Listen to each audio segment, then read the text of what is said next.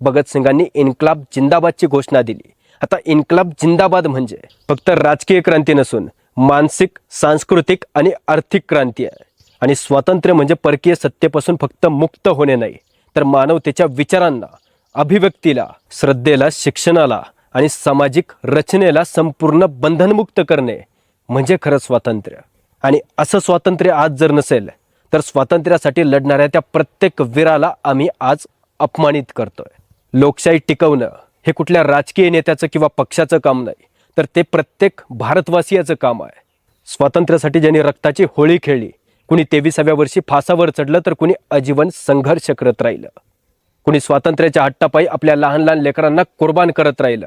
त्या प्रत्येक वीराची मेहनत म्हणजे हे स्वातंत्र्य आणि ही लोकशाही आहे। कारण ही लढाई कुणा एकट्याची नाही, तर ही जबाबदारी आहे प्रत्येक भारतवासियाची।